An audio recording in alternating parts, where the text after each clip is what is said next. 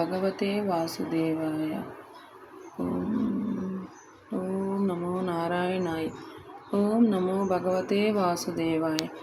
ఓం నమో నారాయణాయ. ఓం నమో నారాయణాయ.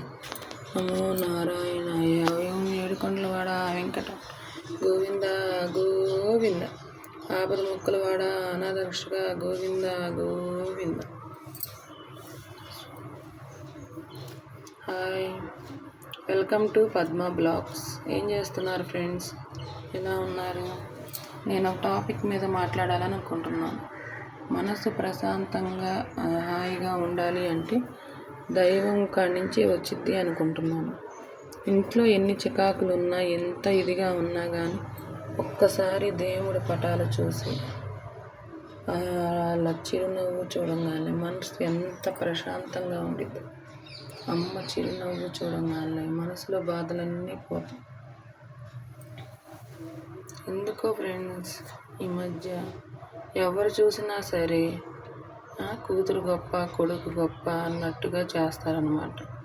కూతురు కొడుకు ఒకళ్ళు కాదా? కూతుర్ని గొప్ప అన్నప్పుడు కొడుకుని చూడరు, కొడుకు గొప్ప అన్నప్పుడు కూతురుని చూడరు. ఎందుకు ఇలా చేస్తున్నారు ఏంటో నాకు అర్థం కావట్లేదు. నాకు చాలా ఇదిగా తెలిసిన ఒకళ్ళ విషయం చెప్తున్నాను.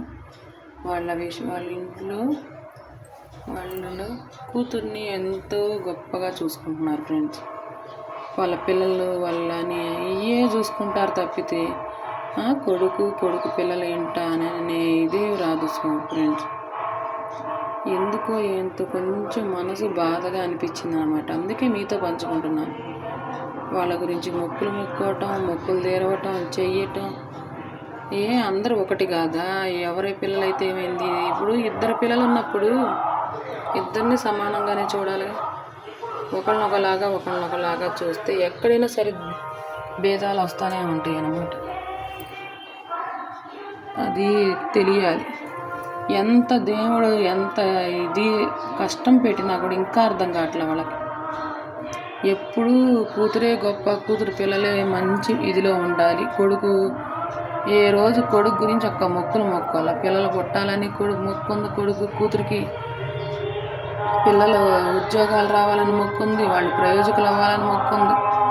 తప్పితే ఏ రోజు కూడా కొడుకు పిల్లలేందా, కొడుకు భవిష్యత్తు ఏందా, కొడుకు ఎన్ని కష్టాలు పడినా కానీ ఎన్ని చేసినా కానీ కొడుకు విషయంలో ఏనాడు ఏది పట్టించుకోలేదు. బాధేసి దేవుడితో పంచుకుంటున్నాను. మీకు కూడా చెప్పినట్లు ఉండిద్ది, దేవుడికి చెప్పినట్లు ఉండిద్ది. కొడుకు పిల్లల కాదా? కూతురు పిల్లల పైకి నాకిద్దరు సమానమే అంటే సరిపోయిందా? ఏనాడైనా ఏ రోజైనా సరే, ఒక్క రోజైనా సరే కొడుకు పిల్లల గురించి ఏ రోజైనా మొక్కున్నారా? మొక్కులు అబద్ధాలు చెప్పి చేయాల్సినంత పని ఏమొచ్చింది? ప్రతిదీ అబద్ధాలతో నడుస్తుంటే ఎంతవరకు అని చెప్పు. అన్నిటికీ ఆయనే ఉన్నాడు అనుకొని అన్నిటికీ ప్రశాంతంగా చేస్తున్నాం అన్నమాట. దేవుడు ఉన్నాడు, దేవుడు లేకుండా ఏం లేడు. దేవుడు చేసిన దానికి మనం ఏం చేయలేమనుకో. కష్టం పెడతాడు, పెట్టడానికి పెట్టిన దానికి ప్రతిఫలం ఆశించాలి. మనం చేసే ప్రయత్నం మనం చేస్తే ఆయన ఇచ్చేది ఆయన ఇస్తూ ఉంటాడు. పెట్టని ఎంతవరకు పెడతాడు, ఎంతవరకు మనం ఉన్నంతవరకు ఏదైనా ఈ బాధలన్నీ. మనం లేకపోతే ఏ బాధలు ఉండవు కదా. నేను అదే అనుకుంటున్నాను ఫ్రెండ్. దేవుణ్ణి నమ్ముకున్నాను. దేవుణ్ణి నమ్ముకొని ఏదైనా నేను దేవుడి గురించి చేస్తాను. దేవుడి సేవలు చేయాలనుకొని దేవుడితోనే ఇదిగానే ఉంటాను. నాకు అదే కొండంత అండనమాట. ఎవరున్నా ఎవరు లేకపోయినా నాకు దేవుడు ఉన్నాడని నేను గుడ్డి నమ్మకంతోనే ఉంటా. ఆయన ఏది ఇచ్చినా సరే, ఏ ప్రతిఫలం ఇచ్చినా సరే అదే స్వీకరిస్తా. నాకు ఇప్పటికీ ఇచ్చిన దాంట్లో అన్నీ నేను దేవుణ్ణి గొప్పగానే అనుకుంటా. కాకపోతే కొన్ని విషయాల్లో బాధపడతానేమో కానీ ఇంకంతకు మించి నేనే బాధ అనుకోను, ఏమీ అనుకోను. నేను ఎక్కువగా నమ్మే వెంకటేశ్వర స్వామి ఎక్కువగా నమ్ముతా. పిచ్చిగాను ఆయన్ని ఫస్ట్ నుంచి కూడా నేను ఆయన్నే కోరుకుంటా, ఆయన్నే నమ్ముకుంటా, ఆయనే నాకు దైవం అనుకుంటా.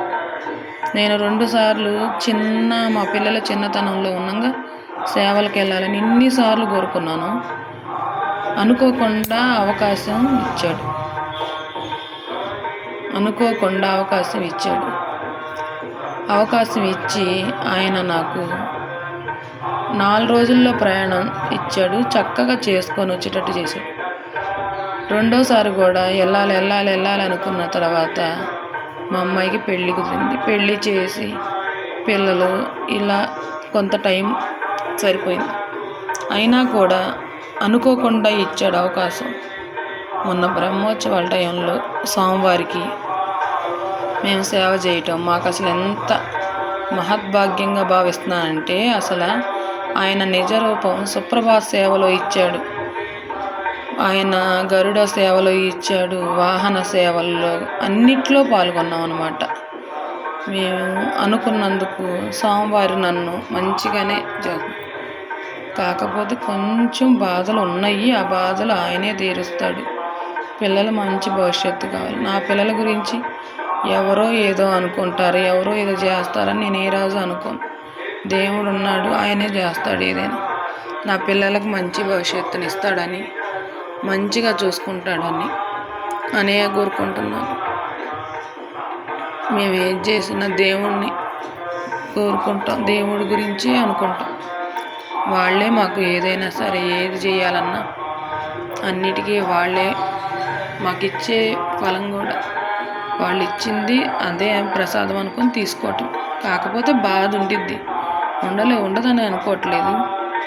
కాకపోతే అలా కొంచెం మనసు కష్టం వేసిద్ది. ఎన్ని ప్రయత్నాలు చేసినా ఎందుకు ఇలా అని ఒక్కోసారి అనిపించిద్ది.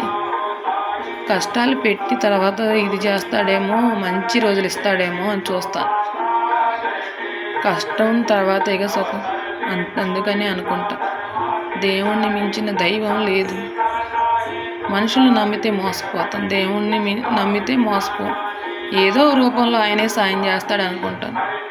నాకు ఇప్పటికీ ఏ విషయంలో అయినా సరే గుడ్డిగా నేను దేవుళ్ళని నమ్ముకుంటాను. ఆయనే నాకు ఏదో రూపంలో కలిసి వచ్చేటట్టు చేస్తాడు. మంచిగా అన్నిట్లో నేను ఎక్కడికి వెళ్ళినా మంచిగానే, ఏ పూజల్లో అయినా సరే ఎందులో పాల్గొన్నా కానీ మంచిగానే నాకు అవకాశం ఇస్తున్నాడు ఆయన. నేను అదే అనుకుంటాను. ఎక్కడికి వెళ్ళినా ఏ సేవ చేసాను.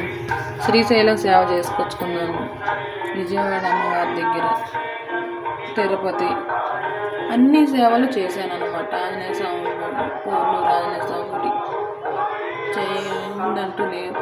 కాకపోతే ఆయనే ఇస్తాడు అనే నమ్ముకుంటున్నాను.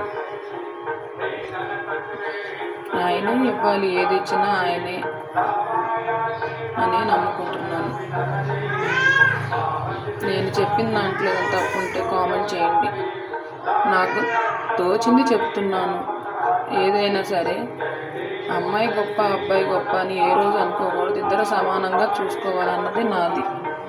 కాకపోతే వాళ్ళ పిల్లలే బాగుండాలి అనుకుంటే అక్కడ కొంచెం బాధ వేసింది ఫ్రెండ్స్. అది అందుకని మీతో పంచుకుంటున్నాను. మీరు చెప్పండి. ఇప్పుడు కొడుకు ఏదన్నా ఇదిగా ఉండి కూతురు ఇదిగా ఉంటే అనుకోవచ్చు. ఇద్దరు ఇదిగానే ఉన్నప్పుడు ఇద్దరిని అనుకోవాలి. ఒకళ్ళ గురించి మొక్కుంటే ఎట్లా? మీరే అనుకుంటున్నాను. మీరు ఏది చెప్తారో చెప్పండి. నా బాధ కొంచెం మీకు చెప్పాలని చెప్తున్నాను. సరే ఫ్రెండ్స్, ఇంతవరకు ఈ బ్లాగ్ ఎండ్ చేస్తున్నాను. నేను ఏదైనా తప్పుగా మాట్లాడుంటే ఏదన్నా కామెంట్ సెక్షన్లో కామెంట్ చేయండి. నన్ను కొంచెం సపోర్ట్ చేయండి ఫ్రెండ్స్. నాకు కొంచెం సపోర్ట్ చేసి నన్ను కూడా ఒక యూట్యూబర్గా మీ ముందు ఉండాలని కోరుకుంటున్నాను. నేను ఏ పని చేయలేను, ఇంట్లోనే ఉంటాను. నాకు ఎట్లా అయినా కొన్ని చేయాలని ఇంట్రెస్ట్, వీడియోలు ఫోటోలు అంటే అందుకనే ఇలా తీసుకుంటూ ఉంటాను, చేస్తూ ఉంటాను. నాకు కొంచెం యూట్యూబర్గా మీలో ఒక నెంబర్గా చేయాలనేది కోరు. ఓకే ఫ్రెండ్స్, ఇంతటితో ఈ బ్లాగ్ ఏం చేస్తున్నాను. ఓం నమః శివాయ. జై భవాని, జై భవాని. ఏడుకొండవాడ వెంకటరమణ గోవింద గోవింద. జై లక్ష్మీ మాతకు జై. జై నీలంపాటి అమ్మవారికి జై.